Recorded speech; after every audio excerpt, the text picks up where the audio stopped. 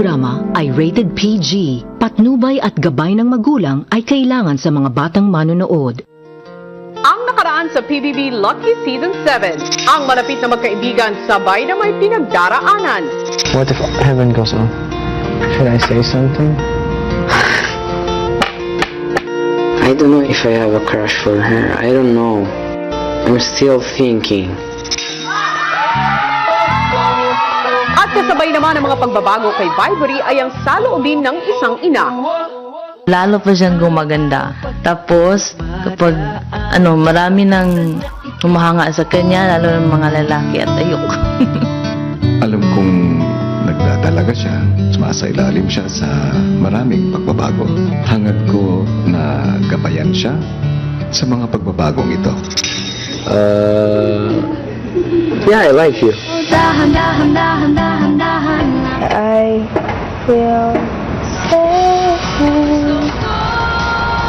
Matapos ang pagbubukas ng mga saloobin, meron pang isang aaminin na rin. Just wanna say I like you. Sa mga kaganapan sa pagitan ng kanyang team housemate, ano nga ba ang magiging saloobin ni Kuya? Abangan ngayong gabi. At pakatutukan din ang magdadagdag ng kilig sa loob ng bahay. Ang Katniel. Lahat ng yan dito lang sa PBB Lucky Season 7. Matapos ang kanilang pag-uusap ni Vibory, si Marco hindi maitago ang kasiyahan. Yung antayin kita doon na. Doon sa room. Galing ko na! Lalaki! Bila! Let's go. We need to talk. Go. Friend zone? No.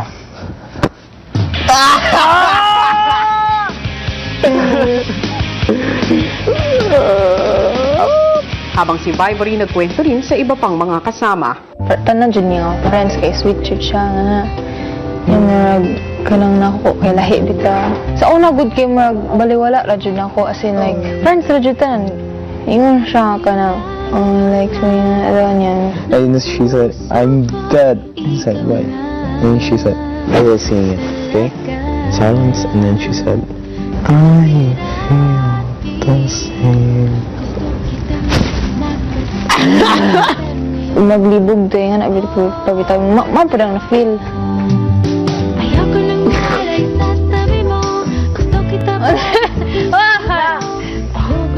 God, I still can't believe it. Ilang sandali pa si Edward mukhang nakakuha na ng sapat na lakas na loob para kausapin si Heaven. Anong meron? I just wanted to say something. Alright.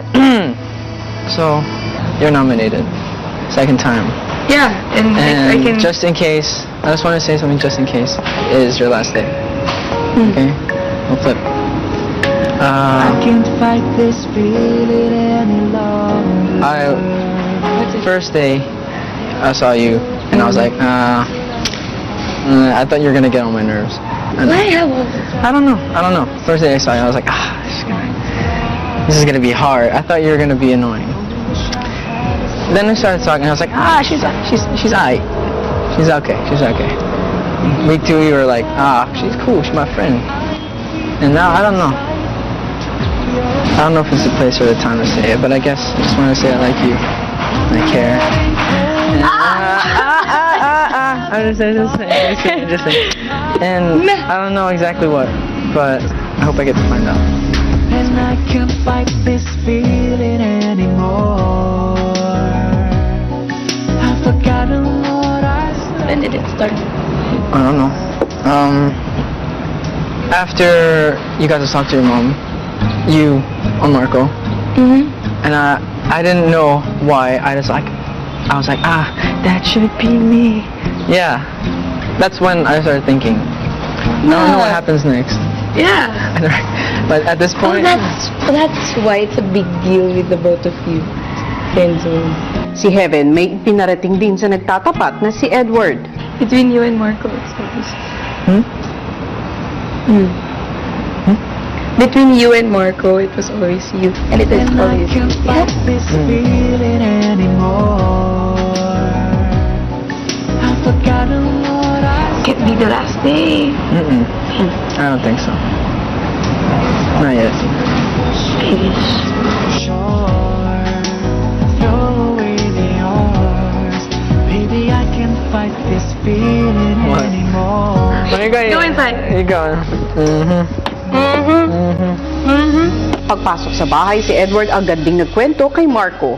What happened? Friendzone? Friendzone? Not friend. She likes you. Edward! Come here! Habang si Heaven naman, Sabi na ni Edward. Anong sabi niya? He likes me. Hey. Pero sabi ka, hindi naman ako sabi, I like you too, no? Patay na. Yun, puro tanong lang yun. Yung sinasabi ko, tanong. Oh, kaya that's why. Pero hindi ko siya Has grown stronger. Hello Philippines and hello world! Kasabay naman ang mga naganap na aminan sa pagitan ng ilang teen housemates ay ang naging kapansin-pansin na pagiging malapit ng mga ito sa isa't isa. Pero ano nga kaya ang opinyon ni Kuya tungkol dito at paano kaya nila gagabayan ang mga kabataang Pinoy? Narito, panoorin nating lahat. Matapos ang gabi ng aminan sa loob ng bahay, kinabukasan na isipan ng housemates na magbonding naman sa pool.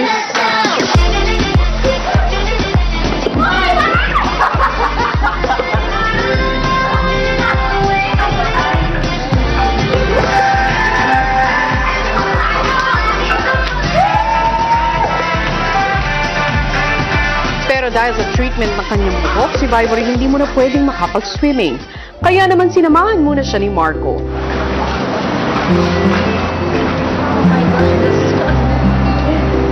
I don't really like you. Ang nilalaman ng puso ko, ikaw lang. Maya-maya, si Vibory nakisayaw na lang sa mga kasama. I'm not trying to be funny, but I left it all at home today.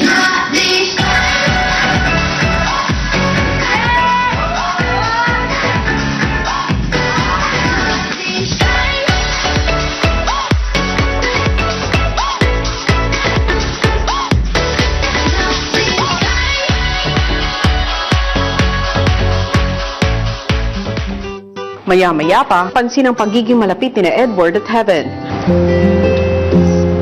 Ang nilalaman ng puso ko, I'm not going anywhere just yet. Hanggang sa magkahiwalay na kinausap ni Kuya ang dalawa. Edward, Yes. I understand how you feel. And I know what you're going through. Especially with someone like Kevin. Natutuwa ako sa isang banda dahil nagkakakilalanan kayo dyan sa mga housemates mo. Nagiging close kayo.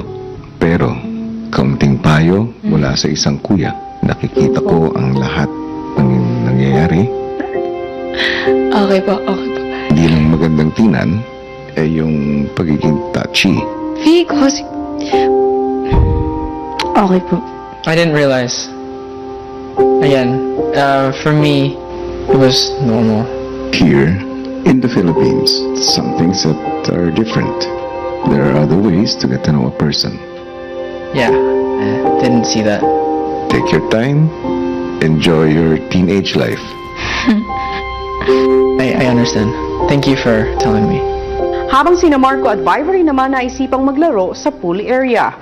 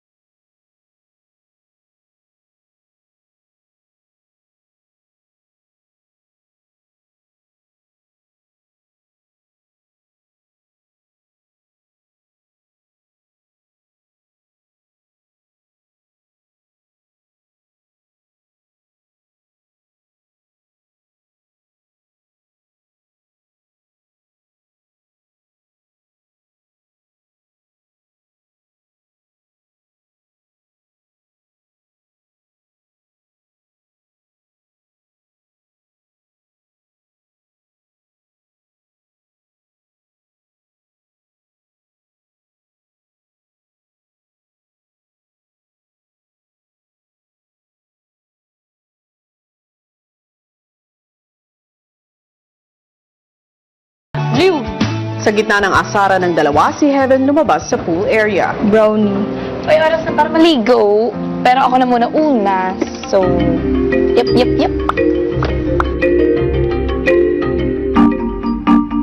Kinagabihan dahil sa mga payo ni Kuya, minabuting kausapin ni Heaven ang kaibigang si Marco. With With you and Vibree. take it slow. Take it. You know what I mean? You have to be careful. I mean, Yeah. sa pagiging touchy nyo, lessen it. Kasi syempre, paano na rin yung may isip ng parents ni Vibree. Ngayon lang naman kayo naging sweet na ganyan eh. I mean, yung matagal na hawakan ng kamay. Iba pa rin syempre. Maya-maya pa,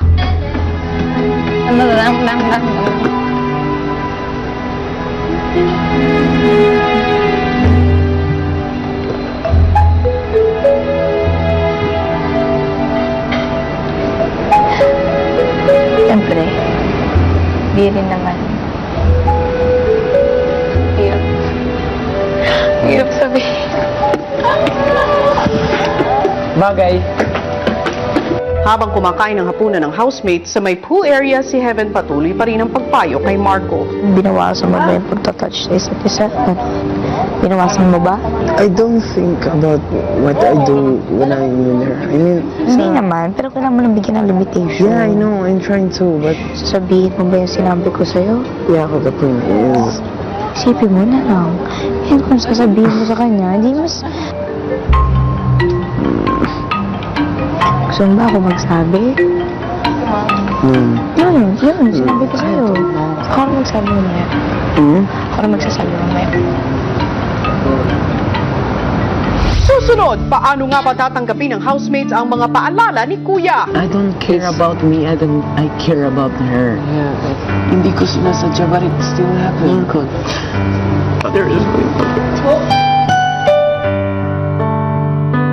Heaven, para bigyan naman ng payo si Vibory. Naging sweeter kayo kagabi, tsaka ngayon. Yun, syempre showbiz, naalala ko. Ayoko naman like paglabas mo, mabash ka. Syempre, okay kay Marco. Okay dito sa bahay. Pero paglabas mo for niya, diba? Ayoko yung iba yung tingin na sinatalo. So, take it slow. Yun lang. Thank you. I love you so much. I love you forever. Dahil sa mga kaganapan sa loob ng bahay, minabuting kausapin ni Kuya si Marco. Meron tayong dapat pag-usapan. ano po? Ano na ba ngayon ang relationship ninyo ni Vibory? We've been closer. Hindi ko alam kung bakit, pero nung sinabi namin sa isa't isa kung anong feelings yun, yung parang wala nang kahiyaan. Alam ko, may nararamdaman ka para kay Vibory. Pinag-usapan na natin ito. Opo. Pero napapansin ko ang pagiging malapit ninyo physically ni Vibory. Hindi masama to get to know a person really, really well. Pero alam mo rin dapat ang limitasyon mo. Opo. If I'm still here in your house, Kuya, I don't want to be her boyfriend. I just want to know her better, and I don't know what will happen to me when I get out of here.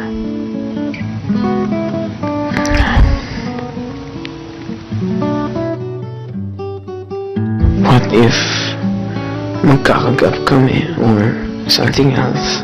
What if kung lalabas ako dito, babalik na lang ako sa Italy? Of course, mamimiss ko siya. Marco, Yes. palagi kong sinasabi ito sa mga teen housemates ko. Minsan ka lang magiging bata. Pero, Marco, hindi porke teenager ka, Yeah, I know. meron ka ng lisensya to do whatever you want. Yeah, I know, Kuya. I'm sorry. I already heard this from a lot of people, and hindi pa rin pumapasok sa ulo ko. So, I think that I need more time to understand this. Hindi naman ito madali. Pero ang mahalaga, you are trying. Paglabas ng confession room, pinili muna mapag-isa ni Marco. Marco? Ano nangyari? Bakit? Baka naiiyak ka lang. Hey, abot ka lang. Gusto mo mag-along muna? Basta hindi ko. Ayaw mo muna magsalita. Just... Para mas mapanatag si Marco, binigyan muna ng oras ng girls si Marco at mga boys. Whatever it is, we're all here for you, yeah? Yeah, you know. Always. We talked in the confession room about Ivory. Limitation, other things, of course. I don't know that when I get out of here, mapahamak siya. You shouldn't think about what the other people are thinking about you. Yeah, but I don't care about me. I care about her. Yeah, hindi ko sinasadya, but it still happened. Marco, there is you just want the best for that people, for that one. And even if you want their best, mapapahamak ka siya.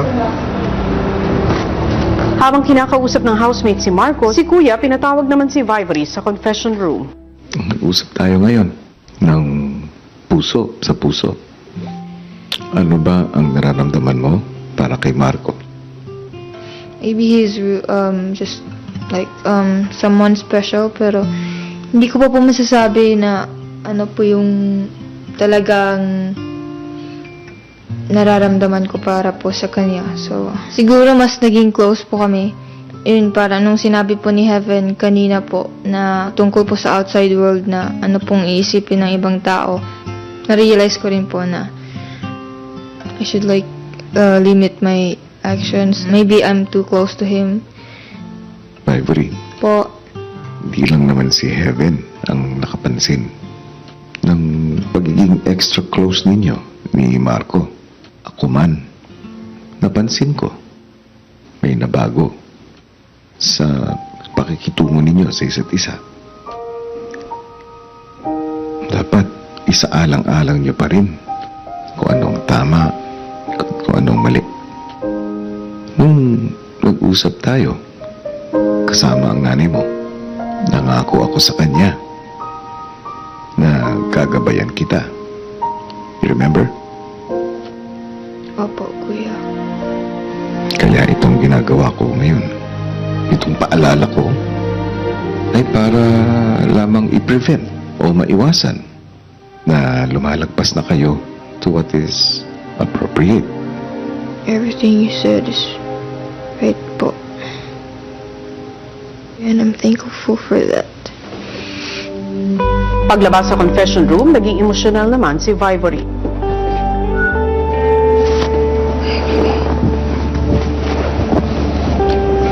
Ito yung may mo to.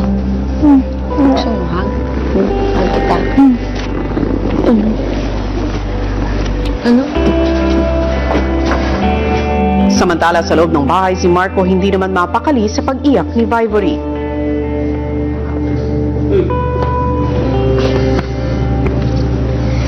Why she's crying now? Why she's crying now? Because of the same reason you are. Yeah. She's crying now because of me. Ilang sandali pa, Kuya Ibang. I want to tell you sorry for everything that I've done. Baka sa outside world na napapahamak ka na. Napapayak ka na yan. Nasasaktan ako na I just want to show you yung feelings ko para sa'yo, but you know, you're sad. Just get limitation for everything that we do together.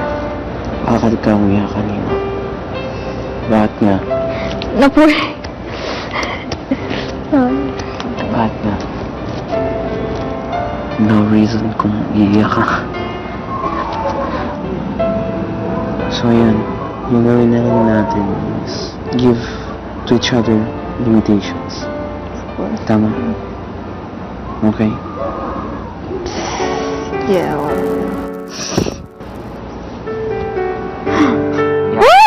Yak pa more. Ikaw din kaya. Nakapektuhan ka. Bye. Come on now. Can I have a hug? Just one.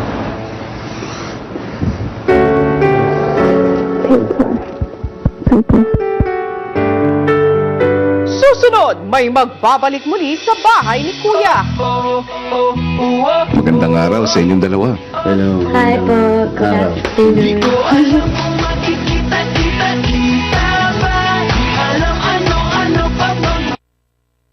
Yes, Mom! Paggabay nila sa mga ito, lalong-lalo na sa aspeto ng pagkakaibigan. Pero paano nga kaya tatanggapin ng teen housemate sa mga payo ni Kuya tungkol sa kanilang samahan? Aalamin natin yan sa mga susunod na araw. Kinabukasan, may muling bumisita sa loob ng bahay. Magandang araw sa inyong dalawa. Hello. Hi po. Good afternoon. Kumusta kayong dalawa? Okay naman po, big brother. Okay naman. Okay naman. Siya may konting sakit po. Mukha kang matamlay, Daniel.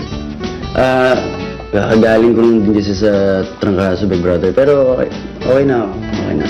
Oh, maligayang pagbabalik sa bahay ko. Salamat at pinaunlakan ninyo ang aking imbitasyon. Anytime. Anytime. Excited na ba kayo na makilala ang housemates ko? Oh, yes. Opo. Yes. Yeah. Tulog pa daw po sila eh. Tama. Sa kasalukuyan, tulog pa ang lahat ng teen housemates ko. Kami nagigising. Iyon ang unang task ninyo. Alright. Okay? Sige, gawin niyo na ito. Saan mo ba? Ito po ba yung Diyan. Oh. Okay. Thank you. Salamat po. Sa unang task ni Catherine at Daniel sa loob ng bahay, kailangan nilang ihanda ang kakainin agahan ng teen housemates. At may special task naman si Daniel upang gisingin ang boys. Bago ang wake-up call ni Kuya, kailangan niya pumwesto sa kwarto ng boys at magkunwaring doon natulog. Pagkatapos magising ng boys, diskarte naman nila kung paano gigisingin ang girls. Pagpasok sa bahay, dahan-dahan naman si Catherine at Daniel upang hindi magising ang mga tulog pang teen housemates.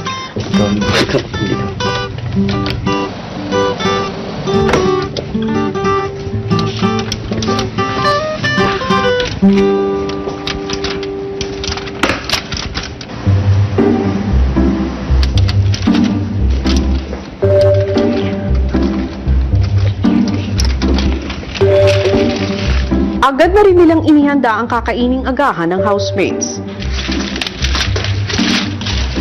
Huwag mo muna buksan para hindi ako lumami. Ilan daw sila? 9, no? Okay. Baka nire-request. Hindi, atin na lang tayo. Balik, quiet.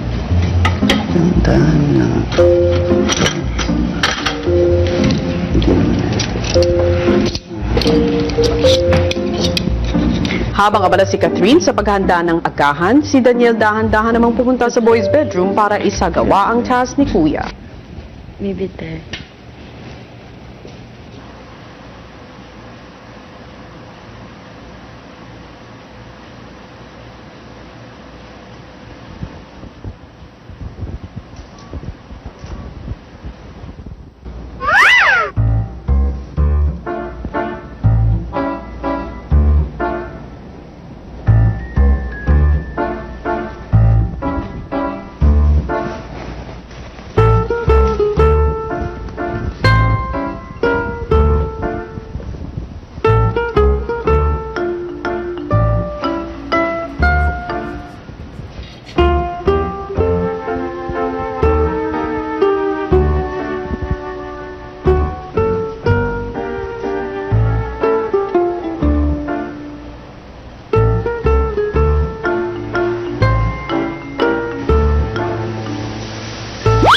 Daniel, mag-ingat ka, baka magising ang boys.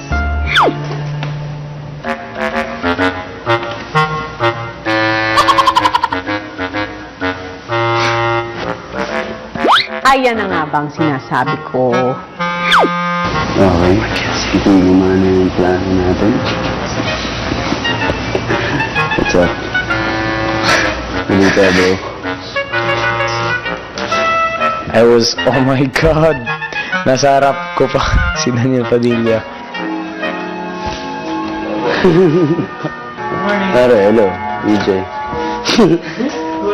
Hindi gumana yung plano ko. Dito na po kayo natulog? Dapat, pero wala eh. Nagising na kayo eh.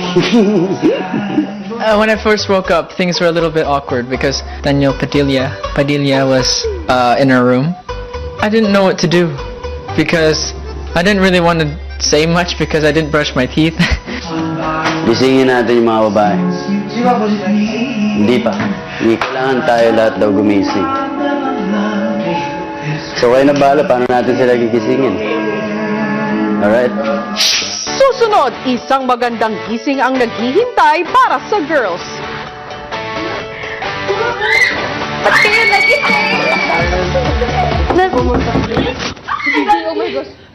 Nandito si Daniel, ma? Ano, wala siya. May sakit, so di siya natuloy.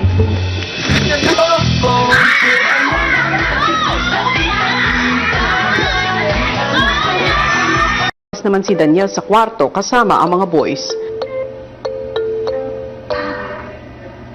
Hello. Hindi ako nakaporma. Gulat po ako tapos kala ko nga po, hindi totoo.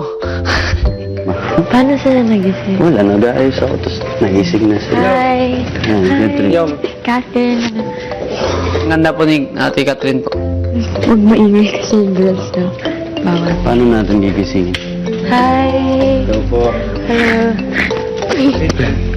Best morning po so far. Pagising po may artista na kagad na pumasok po. Mababaw kayo matulog dito. Ako yung first, Siya yung madaling magising po. Kaya nakita ko siya. Maya-maya pa nagplano na ang boys kasama si Catherine at Daniel kung paano bibigyan ng magandang gising ang girls. Hindi, pumasok ko na lang doon. Zombie ko sa isa. Tapos kakatukin na lang namin sila. Matapos magplano, pumunta na rin si Catherine sa kwarto ng girls.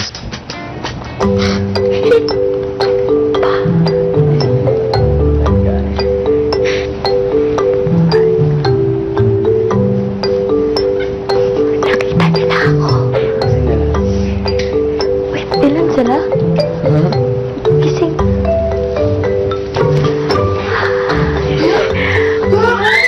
Ba't kayo nagising? Dapat hindi. Oh my gosh! Nagising po ako dahil sumisigaw na po sina Ate Maymay tas Christine na Catherine daw, Catherine. Hello!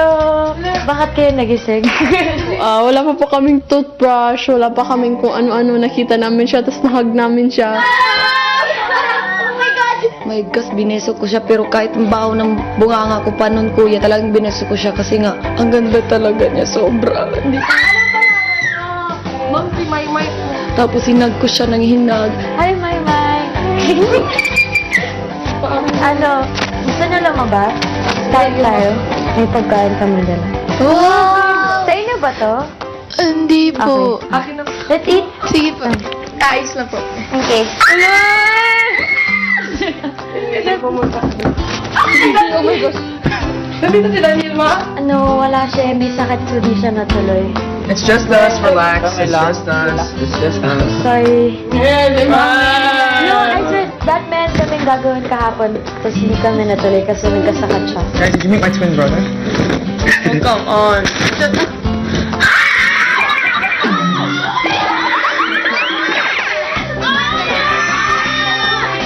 Tapos andyan si Sir Daniel, hinag ko na naman. Kuya, hindi ka panipaniwala yung umaga na yun.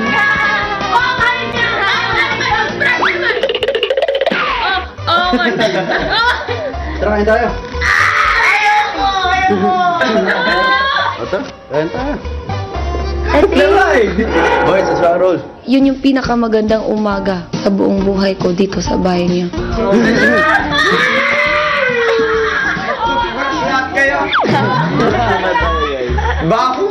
Wash your feet!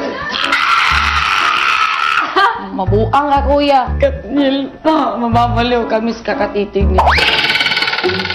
Habang nasa kusina ang boys kasama si Catherine at Daniel, ang mga girls hindi pa rin makapaniwala kung sino ang gumising sa kanila. Mababaliw ako sa gitna. Mababaliw. Grabe yun! Nag-makeup ako. Girls will be girls, kaya magpaganda muna kayo at hinihintay na kayo ni Daniel sa labas. Abangan bukas! Guten Morgen. 999. Pero, ang gusto ko sa'yo, sir, kapag in-interview ka parati, parang nasa bahay ka lang. Kayo na po.